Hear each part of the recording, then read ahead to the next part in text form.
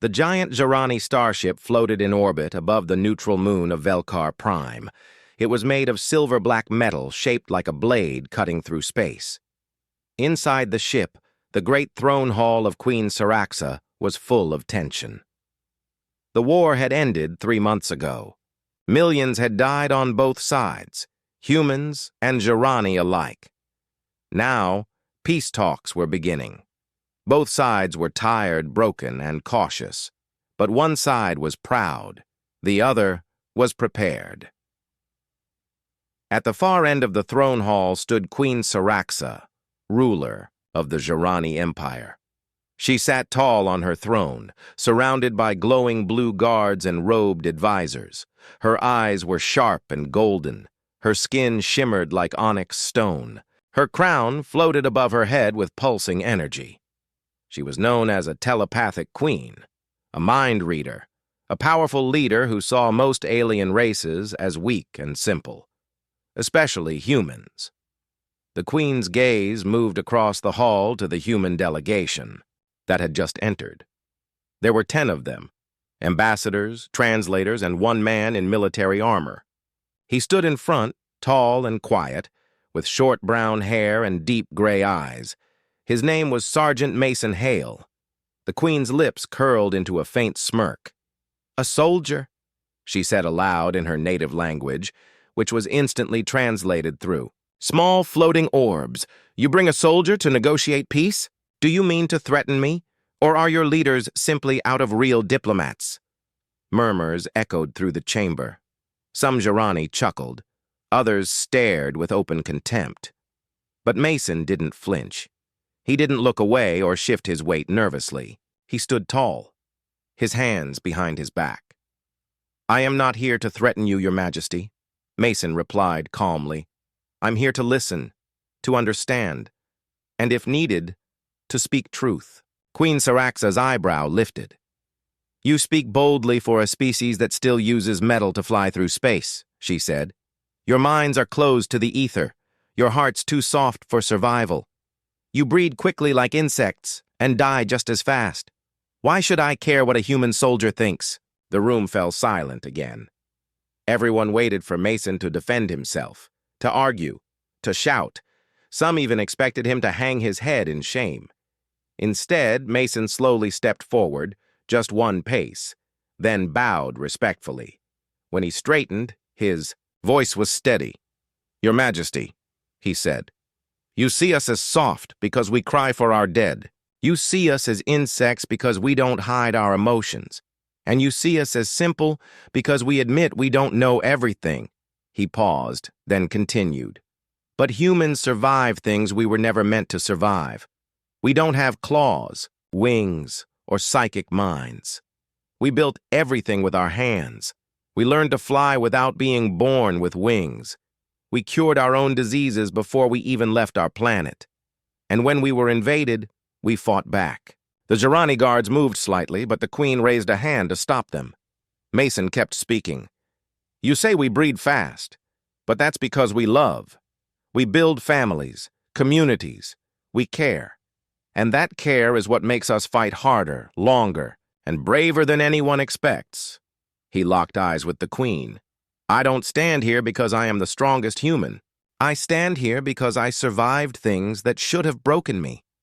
And I still chose peace." For a long moment, the queen didn't speak. Her smile was gone now. Her golden eyes narrowed, not in anger, but in something else. Curiosity. Finally, she leaned forward on her throne. "You are unusual for your kind," she said. "No," Mason replied. "I am very human. You've just never really met one before." The queen stood. The chamber gasped. It was rare for Syraxa to stand for anyone. She walked slowly down the steps of her throne platform, her robes floating behind her like black mist. She stopped just a few feet in front of Mason and looked at him directly. "I have broken the minds of leaders," she said softly. "I have made great warriors weep with a single thought.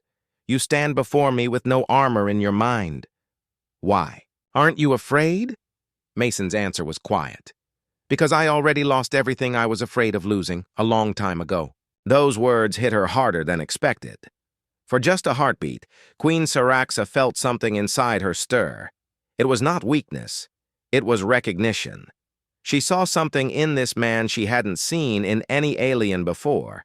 A mirror of pain. A reflection of survival. "I want you to stay," she said suddenly. Mason blinked. "Excuse me?" "You will not leave with the others. You will remain as my personal observer for the rest of these negotiations. I want to understand you better." Behind her, one of the Queen's advisors whispered urgently, "Majesty, is that wise?" She raised her hand again. "It is not a request." Mason looked toward his ambassador. The ambassador looked unsure but nodded slowly. "I'll stay," Mason said. The Queen turned her back to him and walked away, but her voice echoed through the hall. "You may be simple, human, but you are not weak. Let's see if you are also honest." As the human delegation left and Mason remained behind, the Queen stood near her throne and thought. She had insulted him, tested him, belittled his species, and yet he responded not with anger, but with dignity. She was shocked, but would never show it. In the quiet corner of her mind, she wondered, what else had she misunderstood about humanity? And for the first time in a long, long while, Queen Saraxa felt curious. The private chamber of Queen Saraxa was nothing like the throne room. It was dark, calm, and silent. Floating crystals glowed gently in the corners. The ceiling moved like water above them, reflecting stars and distant galaxies. Mason Hale stood in the center of the room, facing the Queen. He had removed his armor by request. Now he wore a simple uniform, gray with the Earth Alliance badge on his chest. He looked small in the giant alien room, but he stood straight with calm eyes.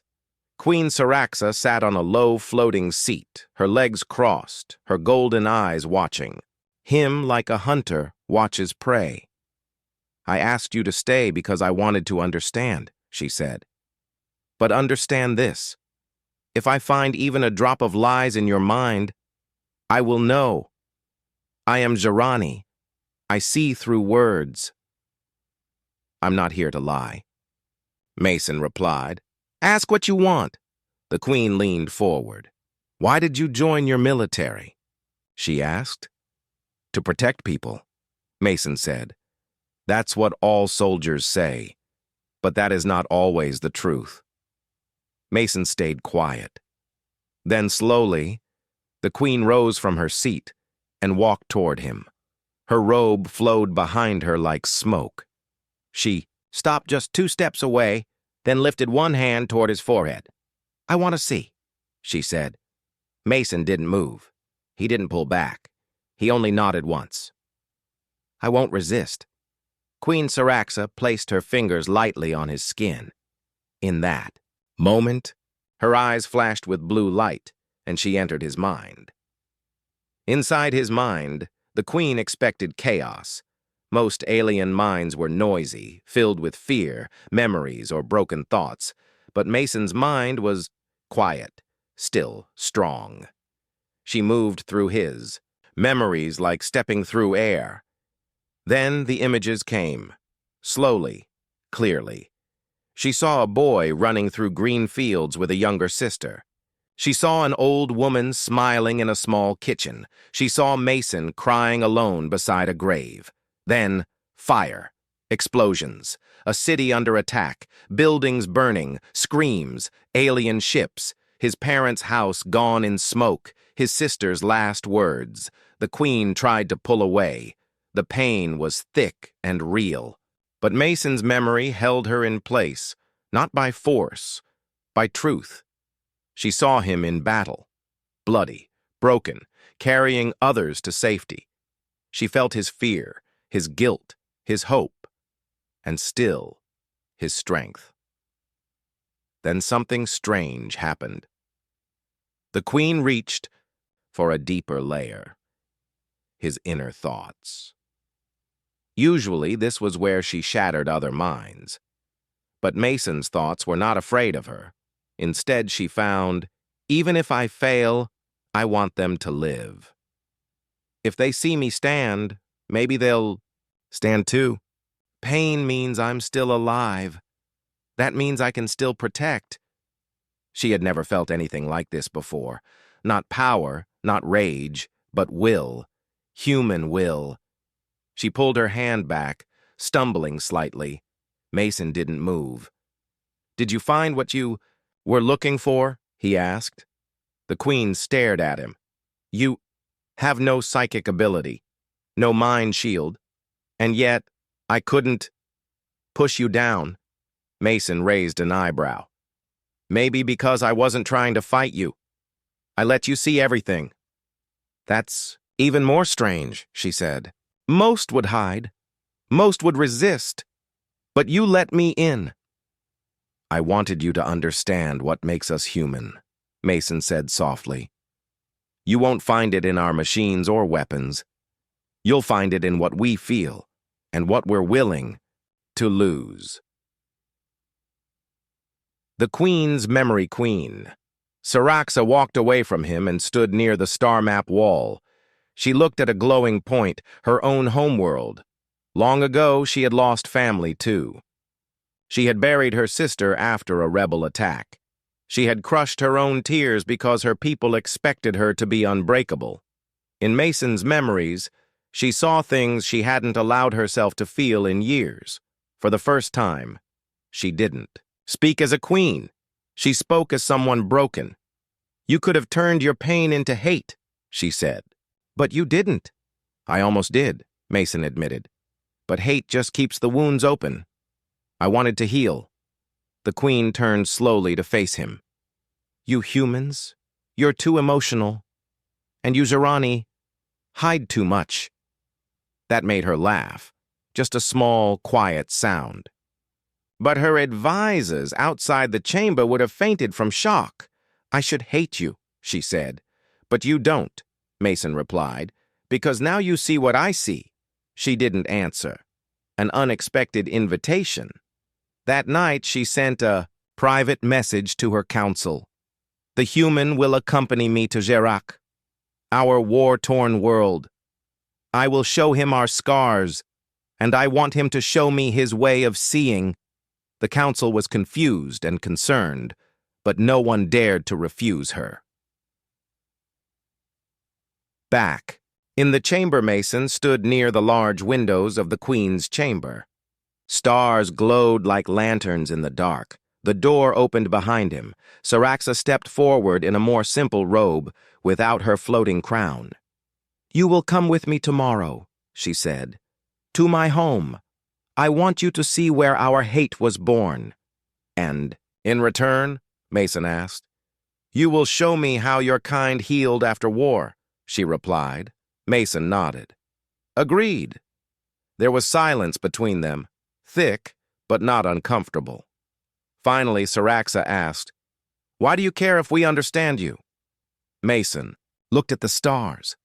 "Because if we don't understand each other now, the next war might be the last."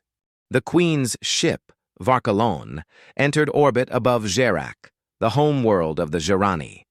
It was a world of tall mountains, glowing rivers, and deep scars. From above, Mason could see the dark marks, cities burned by war, forests gone, huge craters, where bombs had fallen. He had seen war on Earth, but Gerak looked like it had fought for centuries without rest. Inside the ship, Queen Saraxa stood beside him at the viewing window. Her face was calm, but her eyes were heavy with memory. "This was once a paradise," she said. "Then came rebellion and fire." Mason didn't speak. He understood the weight in her voice.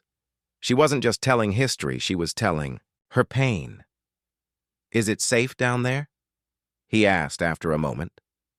The Queen gave a slight smile. "For me? Always. For you? That depends on how quickly you learn." Touching the ground, they landed in a city called Vorn Kesh, one of the oldest surviving Zerani cities. The towers were tall but damaged, Some still had black marks from explosions. Others had been rebuilt with glowing vines and living stone. A crowd waited at the landing site. Soldiers, civilians, and nobles watched as the Queen stepped down first. Then came Mason Hale. There was a sharp silence. Jirani didn't usually see humans in person, and definitely not standing beside their queen. Whispers moved through the crowd. Why is a human here? He should not walk beside her. He is only flesh and bone. Mason heard every word, but he didn't react. He had been hated before. He had survived worse. Queen Syraxa raised her hand. This human stands as my guest, my choice. He has shown me strength, not through power, but through will. Watch him. That silenced most of the murmurs, but not everyone was pleased. The challenge begin Syraxa took Mason through the streets of Vorn Kesh. They passed markets, with strange fruits, wounded soldiers begging in the shadows, and children with glowing eyes playing with broken toys.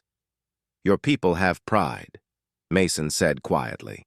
But I see pain here too, the Queen nodded. Pride hides the pain, but it doesn't heal it. At a hospital, they met survivors of a psionic weapon used in the war. Mason knelt beside a child whose mind had been damaged. He didn't say anything. He just held the child's hand.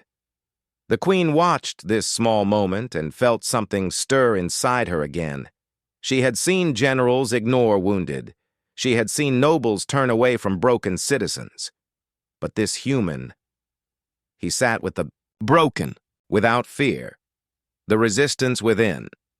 Not far from the Queen's path, a group of Jirani advisors stood in a dark hall, whispering among themselves.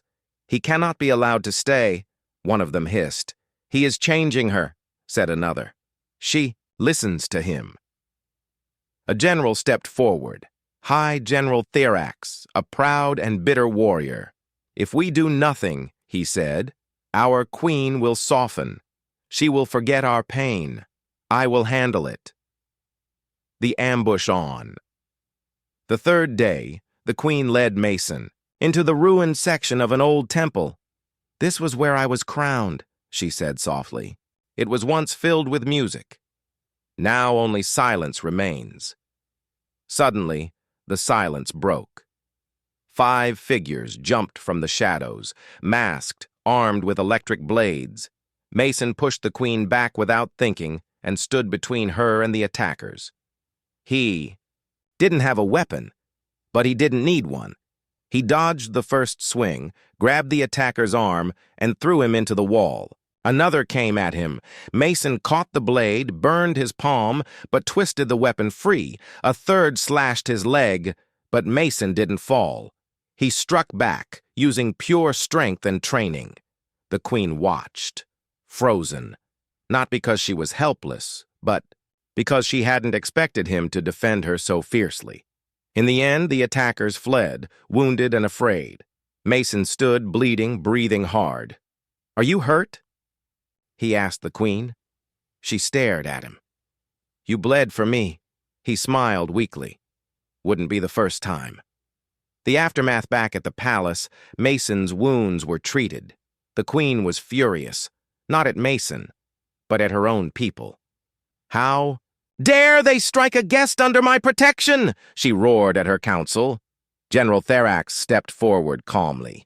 With respect, Majesty, the human is a danger to you. He confuses your mind, your judgment. The Queen's eyes blazed. My judgment is clearer than it's ever been. You mistake strength for control. This human is stronger than any of you, Therax growled. He is nothing but flesh. Then why are you afraid of him? She asked coldly. No one could answer. The shift that night, Mason stood on a balcony, looking at the twin moons of Zerak. Queen Syraxa joined him quietly. You should be resting, she said. He shrugged. I'm used to pain. They stood in silence for a moment. Why did you protect me? She finally asked. Because I wanted to, Mason said. Not because you're a queen, not because of politics, just Because that's who I am. The queen turned to him. You confuse me, human. You speak of peace, but you fight like a warrior. You feel pain, but you keep going. You have no powers, yet you move people's hearts. Mason looked at her. We survive. That's what humans do. And sometimes surviving means protecting others, even when it hurts. The queen looked up at the stars. I don't know what to make of you, she whispered. Then keep watching, he said. There's more. The queen's decision the next day. Syraxa stood before her full court. She raised her voice. I was wrong about humans, she said. I thought they were weak. I thought they were simple. But this soldier has shown me strength deeper than any weapon. Many gasped. Some nodded. Others stayed silent. I will not forget what I've seen. And neither should you. Mason stood beside her, not as a prisoner, not as a guest, but as a symbol. The throne room of Vorn Kesh was louder than ever. Advisors, generals, and nobles stood around Queen Syraxa, voices raised, arguments flying like sparks in the wind. At the center of it all, Mason Hale stood silently beside the queen, calm as always. He should leave at once, General Therax shouted. He brings unrest to the people. He saved your queen's life, another counselor snapped. He's a spy. He listens. He watches, a noble hissed. How do we know he doesn't send messages back to Earth? Queen Syraxa raised a single hand, and silence fell immediately. Her golden eyes scanned the room. Enough, she said. Everyone lowered their heads. I have heard your concerns, she continued, but I will make this clear. I invited Sergeant Mason Hale here, and he has shown me nothing but honor. She paused. He will not be removed. Therax stepped forward again, slower this time. With respect, Majesty, you are becoming soft. This is not the Syraxa who led us through war. There it was, the accusation she had expected, and yet it cut deeper than she thought. Soft, weak, changed. She glanced at Mason. He gave her a slight nod as if saying, Stand tall. You know who you are. She took a breath. I am not soft, she said. I am wise, and wisdom means knowing when to change. The room went quiet again, but tension still burned in the air like hot iron. A quiet conversation. Later that evening, in the Queen's private chamber, she sat near the glowing table of stars. Mason stood at the window, looking out at the city lights. They don't trust me, Mason said softly. They fear you, Syraxa replied. He turned to her. Why? Because you challenge what they believe, and people fear the mirror that shows them something new. Mason walked over to the table. They think I'm changing you, he said. Are they right? The Queen looked down. I don't know, she said honestly. You've shown me a side of life I had closed off. You've shown me that pain can lead to peace, not just rage. She paused. Yes, I've changed, and I don't regret it. Mason smiled. Then don't hide it, he said. The real strength is choosing the harder path. Not everyone can do that. The speech. The next day, the Queen made a bold decision. She would address both her people and the human alliance at the same time through a shared broadcast, watched across systems. Inside the Great Hall, lights dimmed. Cameras floated in the air. Billions of eyes waited. Queen Syraxa stepped forward. When this war ended, I believed we had simply survived another battle. I did not expect to be challenged, not by weapons, but by a man, a soldier, a human. She looked at Mason, who stood quietly at the side. He stood before me when I mocked him. He bled for me when others tried to harm me. And in return, I saw something I never expected to see from a human, or anyone. She took a breath. Courage. Not the kind that burns cities. The kind that sits with the broken, the kind that listens when others shout. The hall was dead silent. I was raised to believe only the Jirani knew strength. But strength comes in many forms, and I will no longer lead with blind pride. She looked into the camera. Peace is not weakness. Peace is the greatest test of strength. Reactions. Across the stars on Earth, screens glowed in every major city. Soldiers in barracks watched with surprise. Citizens stared at the once-hated alien queen speak words of understanding. Across Jarak, some wept. Some clenched their fists, but most watched with quiet awe. She had never spoken like this before. The secret plot. But not everyone was moved. In a dark hall beneath the city, General Therax met with a group of loyal soldiers. "She is no longer fit to rule," he growled. "The human has twisted her mind. If we do not act, Jarak will bow to Earth." One soldier asked, "What will you do?" Therax's eyes glowed. "We take control before peace destroys everything we fought for." The attack. That night, alarms rang through Vornkesh. Explosions shook the palace walls. Armed soldiers, loyal to Therax, stormed the gates. Guards rushed to protect the queen. Mason was already moving. He grabbed a fallen staff weapon and raced through the hall toward Saraxa. He found her standing in the war chamber, surrounded by smoke. "You should be evacuating," he shouted. "So should you," she replied. More explosions. The wall near. Them cracked. "Come on!" Mason grabbed her hand, pulling her through the back corridor. But as they ran, they were surrounded. Therax stepped out from the smoke, flanked by 6 elite warriors. "It's over," he said. "Step aside, human. She must fall."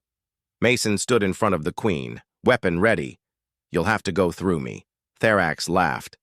"I was hoping you'd say that." The final stand. The battle was brutal. Mason fought with fury, dodging, striking, protecting. The queen used her psionics to push back attackers, but the numbers were too many. Mason was bleeding. His arm was cut, but he didn't stop. One by one, the attackers fell. But so did Mason, slammed into the wall by Therax. The general raised his blade over Mason. "This ends now." But before he could strike, Saraxa screamed, a blast of psychic energy knocking Therax backward. She stood over Mason, eyes glowing. "With fire! You want the throne?" she said coldly. "Then earn it!" Therax rose, charging at her, but Mason, even injured, grabbed his leg and pulled him down. The queen struck hard, one final blow. Therax fell unconscious. Victory and peace. The next morning, the news spread. The coup had failed. Queen Saraxa had survived because of a human. Mason lay in the medical bay, bandaged, weak, but smiling. The queen visited him. "You saved me again," she said. "I told you," Mason said. "Humans protect the people they care about." She looked at him, this strange soldier from a distant world, and she smiled. The throne room of Vornkesh was quiet now. The battle was over, and the city was calm, but the air still felt heavy with change. Queen Saraxa sat on her throne. Her golden eyes looked over the gathered crowd, Jirani nobles, soldiers, and human representatives. At her side stood Sergeant Mason Hale, the human soldier who had changed everything. "This moment is not just about ending war," Saraxa began, her voice strong and clear. "It is about starting something new. A future built not on fear, but on understanding." Mason looked at her, surprised. It was not common for the queen to speak so openly about hope. She continued, "For too long, I believed strength was only power and control.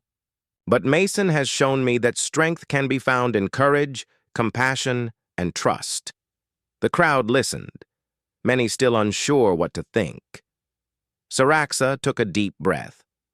"Today, I admit my mistakes. I judged humans with pride and scorn, not knowing their true spirit. Mason, you have changed my view. You have changed my heart. Mason stepped forward, nodding respectfully. I stand here not as a soldier of war, but as a soldier of peace, he said. Our worlds are different, but our hopes are the same. We want to protect our people, to build a future where children do not know the sound of bombs. A human diplomat smiled behind Mason, and many Jirani whispered among themselves. The new alliance. After the speech, a new treaty was signed, a binding agreement for cooperation, trade, and mutual defense. It was called the Velkar Accord, named after the moon where the talks began. The treaty marked the first time humans and Jirani would work as allies, not enemies. Mason was offered a high position, ambassador to the Jirani Empire, but he refused. I am a soldier, not a politician, he said. My place is with the people, helping build peace from the ground up. The Queen nodded in approval. You will be my peace liaison, she said, a bridge between our peoples. Mason smiled, feeling proud but aware of the hard work ahead. A monument of hope. Months later, in the heart of Vorn Kesh, a monument was unveiled. It showed two figures side by side, a Jirani queen and a human soldier. The statue was tall and made of shimmering metal and stone, capturing the strength and unity of two very different species. At the ceremony, Queen Saraxa spoke again. This monument is not just for us. It is for every life lost in war and every life saved by peace. Mason stood beside her, feeling the weight of history. A quiet moment. That evening, Mason and Saraxa stood alone on the balcony of the palace, looking. At the twin moons. You changed me, Saraxa said softly. Not with force, but with truth. Mason laughed. I didn't think a queen would say that. She smiled. Sometimes, the greatest strength is knowing when to change. They looked out at the stars. Two worlds connected by hope. The future, the Velkar Accord began a new era. Humans and Jirani shared technology, culture, and stories. Trade routes opened, and soldiers trained together. Mason became a legend on both worlds, a symbol that even the fiercest enemies could become the strongest allies. Queen Saraxa often told her council, strength is not in power alone. It is in heart, will, and the courage to understand. And Mason knew this was only the beginning.